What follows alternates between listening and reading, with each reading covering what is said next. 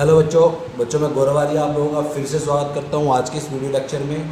और आज हमारा लेक्चर नंबर 9 है, चैप्टर नंबर 7 का। तो आज से पहले के लेक्चर्स में हम लोग डिस्कस कर चुके हैं बच्चों 4 एक्सरसाइज 7.1 और 2, 7.4 एंड एक्सरसाइज 7.7। तो आज के इस वीडियो लेक्चर में हम लोग आज डिस्कस करेंगे एक्सरसाइज 7.5, उसको स्टार्ट करूँगा और वो लगभग 2 लेक्चर में कंप्लीट होगी, लेक्चर 9 और लेक्चर 10 में। तो आज उसकी शुरुआत कर देते हैं।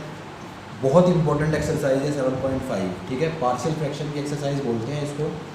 तो इंटीग्रेशन बाय पार्शियल फ्रैक्शन,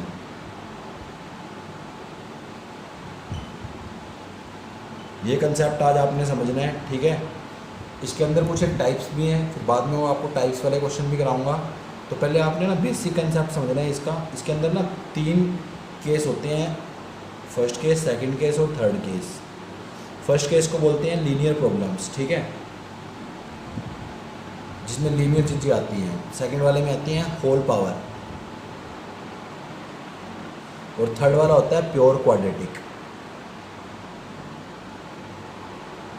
बच्चों एक चीज़ ध्यान रखना कि जब भी पार्शियल फ्रैक्शन लगाओगे तो अगर ऐसे लिखा हुआ है तो डिग्री ऑफ पार्शियल फ्रैक्शन लगाने के लिए न्यूमरेटर की डिग्री हमेशा कम होनी चाहिए डिनोमिनेटर की डिग्री से। Degree of numerator should be less than to the degree of denominator. Numerator की डिग्री हमेशा डिनोमिनेटर की डिग्री से क्या होनी चाहिए, कम होनी चाहिए। तभी आप पार्शियल फ्रैक्शन अप्लाई कर सकते हो किसी भी क्वेश्चन के ऊपर। अगर न्यूमरेटर बाय डिनोमिनेटर लिखा हुआ है तो ऊपर वाले की डिग्री हमेशा कम होनी चाहिए, तभी पार्शियल फ्रैक्शन अप्लाई हो सकता है। अब 3 बातें हो सकती हैं दुनिया में। पहले क्या कि पहला आपको ना इस तरीके का क्वेश्चन हो सकता है कि जिसमें डिनोमिनेटर आपका लीनियर फॉर्म में पड़ा हो। देखो डिनोमिनेटर में 2 फैक्टर हैं, दोनों के दोनों फैक्टर आपके लीनियर फॉर्म में पड़े हुए हैं। कैसे पड़े हुए हैं? लीनियर फॉर्म में पड़े हुए हैं। दोबारा फिर सुनना, डिनोमिनेटर में 2 फैक्टर हैं, दोनों के दोनों फैक्टर आपके लीनियर फॉर्म में पड़े हुए हैं। दूसरा क्वेश्चन हो सकता है इस टाइप का कि उसके अंदर आपके पास जो डिनोमिनेटर में फैक्टर है उनमें कोई एक फैक्टर ऐसा है जो होल पावर फॉर्म में पड़ा हुआ है, जिसकी पावर 1 से ज़्यादा है, जिसकी पावर 1 से क्या है, ज़्यादा है। इसमें सारे के सारे फैक्टर कैसे पड़े हुए थे? लीनियर फॉर्म में पड़े हुए थे। इसके अंदर कुछ फैक्टर लीनियर फॉर्म में भी है, लेकिन कोई एक फैक्टर ऐसा है, एक या एक से ज़्यादा फैक्टर ऐसे हैं जो आपके होल पावर फॉर्म में पड़े हुए हैं, जिसकी पावर 1 से ज़्यादा है, 2 पावर है, 3 पावर है। और थर्ड क्या होता है, लास्ट वाला, इस तरीके का भी क्वेश्चन आ सकता है जिसके अंदर आपके पास एक फैक्टर ऐसा पड़ा होगा जिसको आप फर्दर ब्रेक नहीं कर सकते, फर्दर आप उसको फैक्टराइज नहीं कर सकते। वो क्वाड्रेटिक फॉर्म में पड़ा हुआ है, देखो x² + 1 क्वाड्रेटिक फॉर्म में पड़ा हुआ है, पर आप इसको फर्दर फैक्टराइज नहीं कर सकते। कई बच्चे कहेंगे कि सर इसको हम फर्दर फैक्टराइज कर देते हैं, ऐसे कर देते हैं। वो गलत है बच्चों, उसको ऐसे नहीं लिखा जा सकता। आपको याद दिला देता हूँ कि x² - 1 के स्क्वायर को ऐसे लिख सकते हो आप, x - 1 x + 1, पर इस चीज़ को नहीं लिख सकते कभी भी, इसको लिख सकते हैं, ठीक है। तो ये वाला फैक्टर आपका ऐसा फैक्टर है जो आपका प्योरली क्वाड्रेटिक फॉर्म में पड़ा हुआ है, इसको फर्दर फैक्टराइज नहीं किया जा सकता इनटू लीनियर फैक्टर्स, ठीक है। तो 3 केस आपको पता चल गए। क्वेश्चन ऐसा आ सकता है कि हर एक फैक्टर आपका लीनियर फॉर्म में पड़ा हो। क्वेश्चन ऐसा आ सकता है कि कोई ना कोई एक फैक्टर आपका होल स्क्वायर की फॉर्म में पड़ा हो। या क्वेश्चन ऐसा आ सकता है कि एक फैक्टर आपका ना ऐसा हो कि उसको आप क्वाड्रेटिक फॉर्म में पड़ा हो और फर्दर फैक्टराइज नहीं कर सकते, क्वाड्रेटिक फॉर्म में पड़ा हो, फर्दर फैक्टराइज नहीं कर सकते, ठीक है। तो शुरू करते हैं बच्चों। सबसे पहले लीनियर के बारे में स्टडी करेंगे, इसका आप स्क्रीनशॉट ले लेना साथ के साथ। लीनियर वाले में क्वेश्चन आप कैसे सोल्व करोगे, इनको हम पार्शियल फ्रैक्शन का यूज़ करके क्वेश्चन को सोल्व करते हैं, ठीक है। पार्शियल फ्रैक्शन एक टाइप है, कंसेप्ट है, उसका यूज़ करके सबसे पहले लीनियर वाले को सोल्व करना सिखाऊंगा आपको। अगर लीनियर डिनोमिनेटर है, मान लो आपको क्वेश्चन दे रखा है इस तरीके का, ऊपर आपका पड़ा हुआ है x dx, अपोन में पड़ा हुआ है x + 1 और x + 2, ठीक है। देखो फैक्टर कैसा है, नीचे लीनियर फैक्टर है। तो जब भी लीनियर फैक्टर होगा तो आपने क्या करना है, जब अगर लीनियर फैक्टर हो तो आपने जो आपका इंटीग्रेंट है, किसको आप इंटीग्रेट कर रहे हो, इस चीज़ को इंटीग्रेट कर रहे हो ना, इस चीज़ को लिख लो। अगर आपके फैक्टर सारे के सारे लीनियर हैं, लीनियर फॉर्म पड़ी हुई है, कौन सी फॉर्म पड़ी हुई है, लीनियर फॉर्म पड़ी हुई है, तो आप उसको लिखोगे यहाँ पे जितने भी फैक्टर हैं सारे फैक्टर्स को लिखो। कितने फैक्टर हैं, 2 फैक्टर हैं। हर एक फैक्टर को एक कांस्टेंट दे दो, ऊपर बीच में प्लस का साइन लगा दो। यहाँ a कांस्टेंट दिया तो यहाँ b कांस्टेंट दे दो, ठीक है। मेरी बात आप समझ चुके हो मेरे ख्याल से। दोबारा फिर सुनो, अगर दोनों के दोनों फैक्टर लीनियर हैं तो आपने लीनियर फैक्टर को एक एक कांस्टेंट दे देना है ऊपर, ठीक है, और एडिशन का साइन लगा देना है। अब आपने क्या करना है, अब आपने ना डिनोमिनेटर को उधर मल्टीप्लाई कराना है। जब आप इसको उधर मल्टीप्लाई कराओगे तो x+1 से x+1 कट जाएगा और a के साथ क्या आएगा x+2। इसको इधर मल्टीप्लाई कराओगे तो x+2 से x+2 कटेगा, b के साथ क्या आएगा x+1। ये चीज़ आ चुकी है। इसके बाद आपने a और b की वैल्यू निकालनी है। वो आप कैसे निकालोगे, वो आप यहाँ पे देखो ज़रा, यहाँ पे देखोगे तो आपको पता चलेगा कि एक बार x की वैल्यू यहाँ से निकालो, -1 आएगी। एक बार x की वैल्यू इसको 0 से इक्वेट करा के निकालो, वो -2 आएगी। तो दोनों वैल्यू को डालना है इसके अंदर। x की वैल्यू यहाँ से 0 से इक्वेट कराते हैं इस फैक्टर को, तो कितनी आती है -1। तो इस वैल्यू को डालेंगे इसके अंदर, ठीक है। -1 को डालो ज़रा इसके अंदर। -1 को जब आप इसके अंदर डालोगे तो आपके पास आएगा -1, यहाँ पे सोल्व कर रहा हूँ आगे, इज इक्वल टू यहाँ -1 डालोगे तो ये आ जाएगा -1 + 2। यहाँ -1 डालोगे तो -1 + 1 0, 0 इंटू समथिंग 0, ठीक है। फर्दर इसको सोल्व करोगे तो -1 इज इक्वल टू a, 2 - 1 1 रह जाएगा, तो a की वैल्यू आ गई -1, ठीक है। ऐसे ही आपने और कौन सी वैल्यू डालनी है, डिनोमिनेटर वाले सारे फैक्टर को 0 से इक्वेट करा के जो x की वैल्यू निकलती है, इसको 0 से इक्वेट कराओगे तो x की वैल्यू क्या निकलेगी, -2 निकलेगी। अब इसको डालना है, इसको डालते हैं इसके अंदर, इस चीज़ के अंदर डालनी है आपने वैल्यू सारी, ठीक है। तो डालो ज़रा, ये आ जाएगा -2x की जगह पे, यहाँ पे a है, यहाँ पे -2 + 2 0, तो ये चीज़ आ गई 0 प्लस, यहाँ पे b है, यहाँ पे -2 डालोगे तो -2 + 1 -1 आ जाएगा। तो ये आपके पास रह गया -2 is equal to -b, minus से माइनस कटा तो b की वैल्यू आ गई 2 के बराबर। a की वैल्यू भी निकल चुकी है, b की वैल्यू भी निकल चुकी है। इसको आप इक्वेशन नंबर 1 लिख लेना, ठीक है। अब आप इक्वेशन नंबर को लिखो, 1 को लिखो, तो लिख दो फ्रॉम इक्वेशन 1 a और b की वैल्यू को डाल के उस इक्वेशन को लिख दो दोबारा से। तो आपने ये इक्वेशन लिख दिया है a और b की वैल्यू डाल के। a की वैल्यू -1 थी और b की वैल्यू 2 थी। अब इसको आप इंटीग्रेट कर दो, क्योंकि आपका क्वेश्चन ये था, देखो जब आप इसको इंटीग्रेट करोगे dx लगा दोगे तो आपका क्वेश्चन बन जाएगा, दोबारा से बन गया आपका क्वेश्चन। इसी को आपने सोल्व करना है, पर इसको सोल्व करने की बजाय हम इसको सोल्व करेंगे क्योंकि दोनों इक्वल हैं, ठीक है। तो आपने क्या करना है, आपने एक स्टेप और लेना है। ऐसे मैं आपको शॉर्ट फॉर्म में दिखा रहा हूँ, लेकिन आपने प्रॉपरली चलना है, आपने स्टेप बाय स्टेप। तो देखो मैं क्या कह रहा हूँ, मैंने कहा है आपको, यहाँ पे आप लिखोगे इंटीग्रेट बोथ साइड, तो ये बन जाएगा विद रिस्पेक्ट टू एक्स भी लिख देना, विद रिस्पेक्ट टू एक्स। तो ये बन जाएगा x/में x+1 x+2 dx, ये बन जाएगा -dx/में x+1, ये बन जाएगा आपका +2 और अपॉन में x+2 dx। अब इसको सोल्व करने के बजाय आप इसको सोल्व कर सकते हो, ठीक है, एक ही बात है। तो इसको सोल्व आप कर सकते हो इजीली। तो देखो किस तरीके से आप इसको सोल्व करोगे। नेक्स्ट स्टेप बड़ा इजी है। तो माइनस, इसका इंटीग्रेशन क्या होता है, नीचे पावर 1 है तो log लग जाता है, तो log ऑफ x+1। इसका इंटीग्रेशन +2 और log ऑफ x+2 और +c। ये आपका आंसर है, यहाँ छोड़ना है।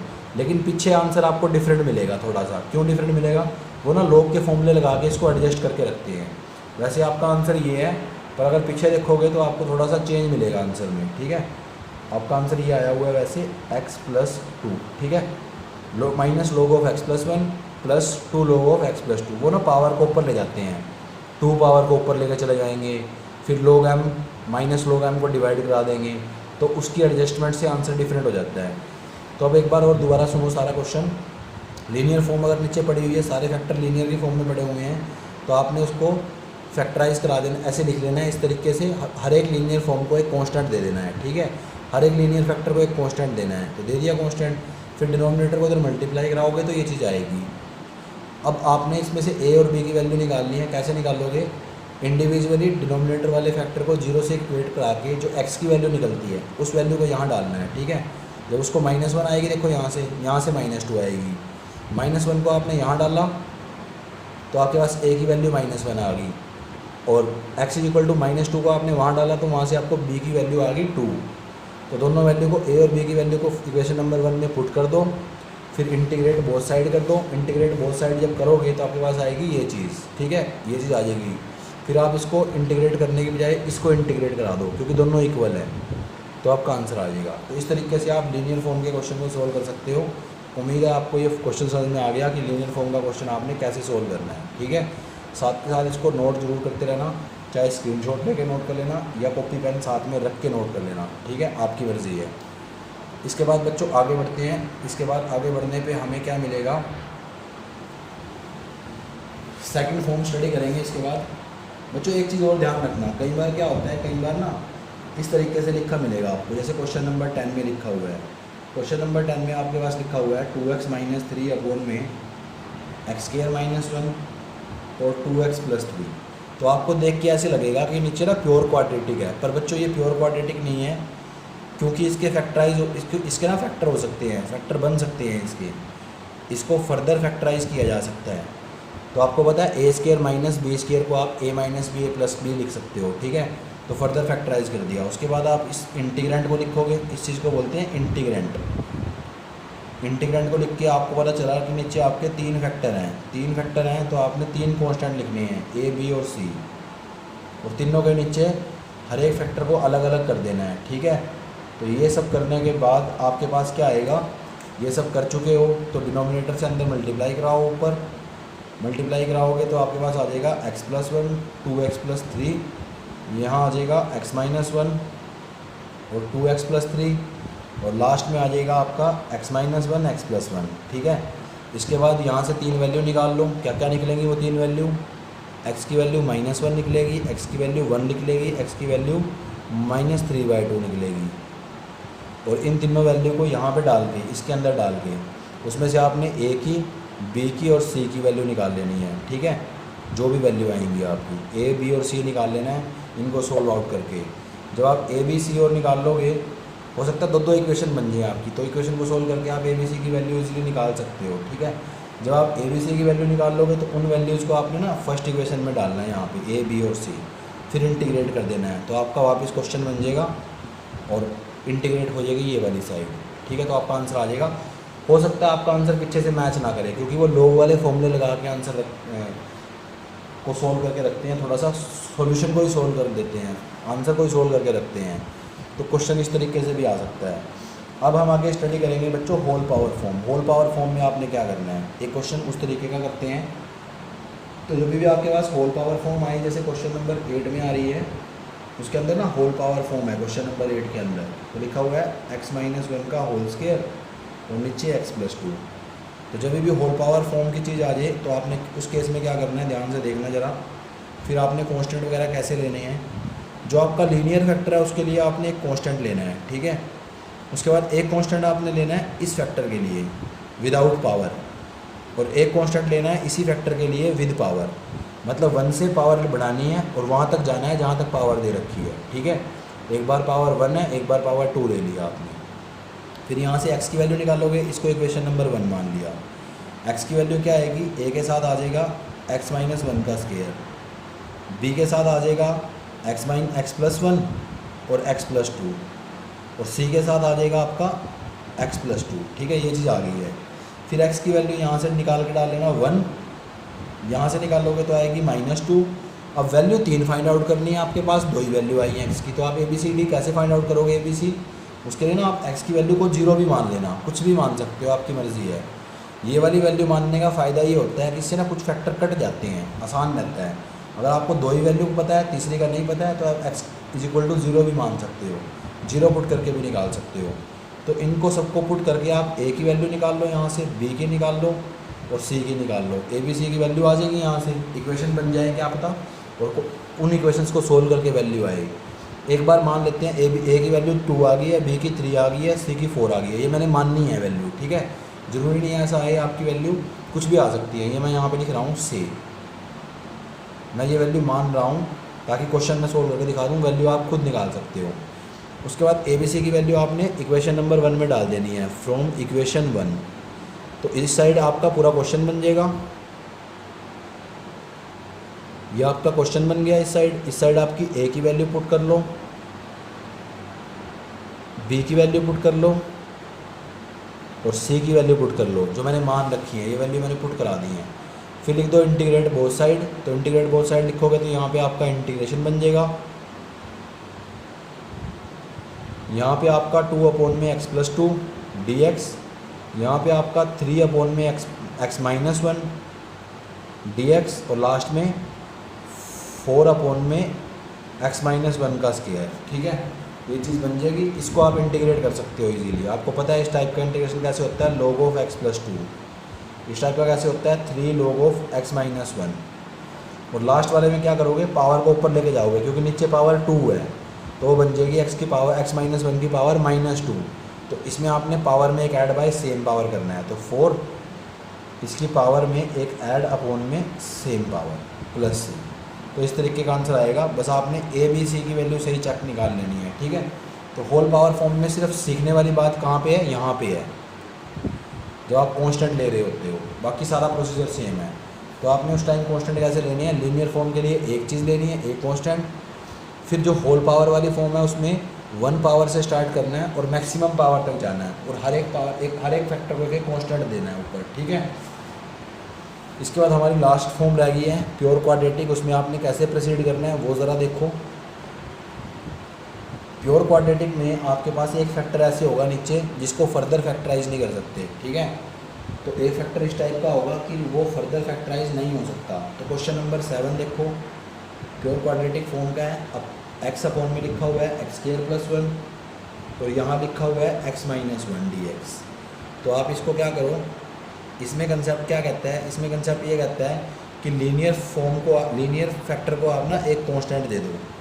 दे दिया, जो प्योर क्वाड्रेटिक वाला फैक्टर है उसको कांस्टेंट देने के लिए क्या करना है, आपने ऊपर उसको 2 कांस्टेंट देनी है। तो B X plus C type का कांस्टेंट देना है उसको क्या देना है, B X plus C type का कांस्टेंट देना है।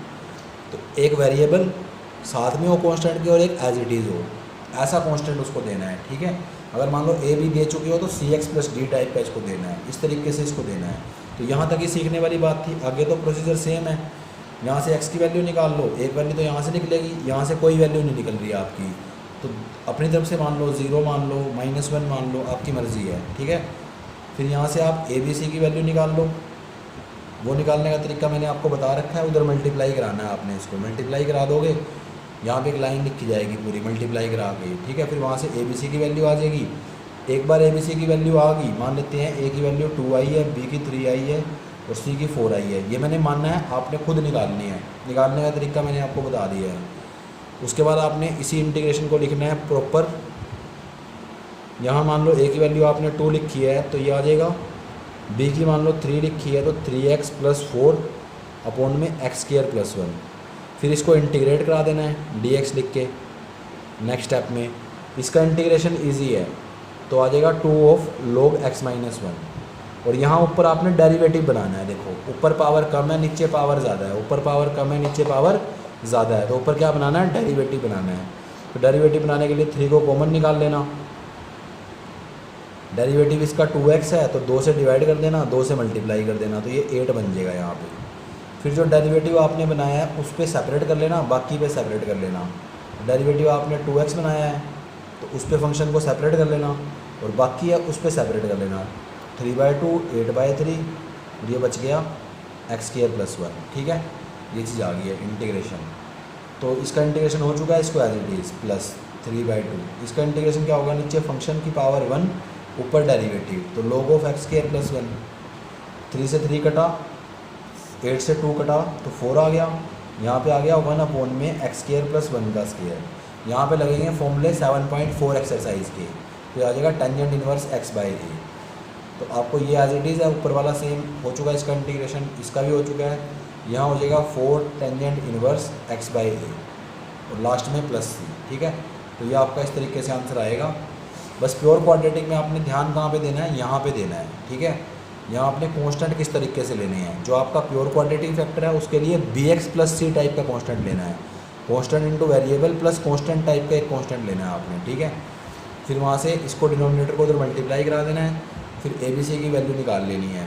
जो फैक्टर आपको यहाँ से मिलता है ठीक है, अदरवाइज़ आप 0 और -1 पुट करा देना, आसपास के कोई नंबर पुट करा देना। तो वहाँ से आपके पास ए बी सी की वैल्यू आ जाएगी। उस वैल्यू को आपने इक्वेशन नंबर 1 में डाल देना है, बाकी का काम ईजी है। फिर इंटीग्रेट बोथ साइड। ऊपर पावर अगर कम है तो फिर आपने ऊपर डेरिवेटिव बनाना है। ये आपको मैंने पहले भी बताया था एक्सरसाइज 7.4 में भी। ठीक है, पीछे की एक्सरसाइज आनी बड़ी इंपॉर्टेंट है इसके लिए। तो अब आपने जो क्वेश्चन ट्राई करने हैं वो करने हैं। क्वेश्चन नंबर 1 एक्सरसाइज ये 7.5 है पार्शियल फ्रैक्शन की, 322 पेज पे है। तो क्वेश्चन नंबर 1 आप ट्राई करोगे, क्वेश्चन नंबर 2 करोगे, 3 करोगे, 4, 5 भी करोगे, और साथ में 7, 8, क्वेश्चन नंबर 10 करोगे ट्राई, क्वेश्चन नंबर 11, इसके बाद आप करोगे क्वेश्चन नंबर 13, क्वेश्चन नंबर 14। बस इतने क्वेश्चन आपने ट्राई कर लेने हैं, और इसके साथ एक लास्ट क्वेश्चन कर लेना आपने, क्वेश्चन नंबर 23 और 22। तो ये क्वेश्चन आपने ट्राई करने हैं आज। आज का होमवर्क आपका ये है, ये सारे क्वेश्चन आप घर से ट्राई करोगे। ये उन्हीं 3 फॉर्म के ऊपर हैं, लीनियर फॉर्म, क्वाड्रेटिक और pure, linear form, whole power form और प्योर क्वाड्रेटिक फॉर्म। तो उम्मीद है आपको तीनों फॉर्म समझ में आ गई हैं। इसके बाद फिर आपकी ना 2-3 टाइप बचेंगी इसी एक्सरसाइज के अंदर, तो उनको मैं नेक्स्ट लेक्चर नंबर 10 में डिस्कस कराऊंगा कल। अगर आपको कोई भी दिक्कत, कोई भी प्रॉब्लम आती है तो आप मुझसे पूछ सकते हो, आपके पास कल तक का टाइम है, ठीक है। आप मुझे व्हाट्सअप कर सकते हो कि सर मेरे को ये दिक्कत है। आप एग्ज़ाम्स में जाके मेरे से पूछोगे कि सर वो आपने उस दिन होली से पहले कराया था ना, उसमें मुझे दिक्कत आ रही है, वो स्वतंत्रता दिवस के बाद कराया था ना, उसमें थोड़ी सी दिक्कत है, तो फिर मैं आपकी कोई हेल्प नहीं कर सकता। तो इन लेक्चर को आप एज ए लाइव लेक्चर लें और डेली का काम डेली करके डेली ही प्रॉब्लम को पूछें, तभी मैं आपकी कोई हेल्प कर सकता हूँ। एक बार आगे बढ़ गए फिर आप कभी ये कहो कि सर वो जो आपने पहले कराया था ना, होलिका दहन से पहले कराया था, वो मेरे समझ में नहीं आया था, तो वो करा दो, फिर आपको वो अगले साल ही करना पड़ेगा। तो ये चीज़ आप ध्यान में रखें, ठीक है। Please please please in classes को लाइव क्लास की तरह लें। डेली आपको लेक्चर मिल रहे हैं तो आप उस लेक्चर को डेली देखें। कोई भी डाउट और दिक्कत आ रही है तो उसको पूछें, प्रॉब्लम को क्लियर करें, ठीक है। सॉर्ट आउट आपकी प्रॉब्लम ज़रूर की जाएगी किसी भी तरीके से अगर आपको प्रॉब्लम आ रही है। लेकिन आप अगर डेली पूछोगे तभी, आप 20 दिन बाद पूछोगे कि सर आपने 20 दिन पहले जो कराया था उसके बारे में बताओ, तो आपकी कोई हेल्प मैं करने लायक नहीं बचूँगा, ठीक है। तो बच्चों वीडियो को देखने के लिए आपका बहुत बहुत धन्यवाद। Thank you, thanks a lot.